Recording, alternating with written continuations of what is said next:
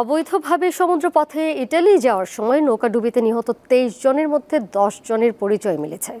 তাদের বাড়ি মাদারীপুরের রাজৈর উপজেলায়। নিহতের পরিবারে চলছে শোক। ঘটনায় জড়িত দালালদের দৃষ্টান্তমূলক শাস্তির দাবি স্বজন ও এলাকাবাসীর।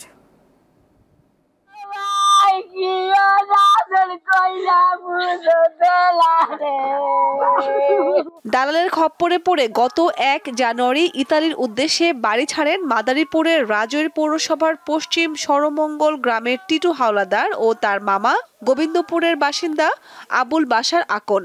গত ২৫ জানুয়ারি লিবিয়া থেকে একটি ইঞ্জিন চালিত নৌকায় যাত্রা করেন তারা। মাঝপথে ভূমধ্যসাগরের নৌকাডুবিতে প্রাণ হারায় মামা ভাগ্নে। সোমবার সকালে তাদের মৃত্যুর খবর পেয়ে শোকে স্তব্ধ স্বজনেরা। ১৪,১৫,০০০ টাকা আমি দিছি।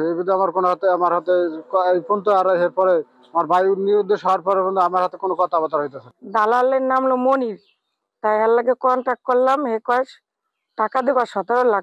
স্বজনরা বলছেন ভিটেমাটি বিক্রির পাশাপাশি চড়া সুদে টাকা এনে দালালদের দিয়েও শেষ রক্ষা হলো না। নিহতদের মরদেহ দেশে ফিরিয়ে আনতে সরকারের সহযোগিতা চান তারা। মেডিকেলে আছে না জেলে আছে, আমরা সন্ধান পাই নাই। হয় আমাকে ছেলে দেবে, নয় টাকা দেবে। স্থানীয়দের অভিযোগ, ঘটনার মূল হোতা রাজৈর হরিদাসদি গ্রামের স্বপন মাতব্বর, মজুমদার কান্দি গ্রামের মনির হাওলাদার ও ফরিদপুরের ভাঙ্গা উপজেলার আলীপুরের রফিক দালাল। তাদের কঠোর শাস্তি দাবি করেছেন স্বজন ও এলাকাবাসী। আর এই ২২ জনের মধ্যে ৮-৯ জনের লাশ শনাক্ত হয়েছে। তারা আমাদের কথা বলতে দেয় না তাদের ফ্যামিলির সাথে। ২ বিঘা জায়গা নিয়ে হুসলেই আমাকে কেউ কাছে আইতে দেয় না। দালালদের বিরুদ্ধে আইনগত ব্যবস্থা গ্রহণের আশ্বাস দিয়েছে পুলিশ।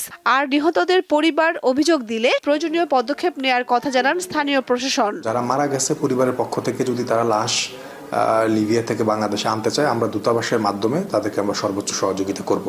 আর একই সাথে যে সমস্ত মানব পাচারকারীরা এই সমস্ত অন্যায়ের সাথে জড়িত, অবৈধভাবে মানুষ পাচার করার চেষ্টা করছে, কাজ করছে, তাদের বিরুদ্ধে বরাবরের মতোই ব্যবস্থা গ্রহণ করার জন্য আমরা আমাদের আইন শৃঙ্খলা বাহিনীকে বলেছি। নিহতদের মধ্যে রাজৈর উপজেলার গোবিন্দপুরের ইনসান শেখ, শাখারপাড়ের সজীব মোল্লা, সাতবাড়িয়ার রাজীব, সুকুন্দিকুড়ির সাগর বিশ্বাস, অশিস কীর্তনিয়া, সাগর ও বোল গ্রামের অনুপ সর্দার রয়েছেন। দীপ্ত, বার্তা কক্ষ।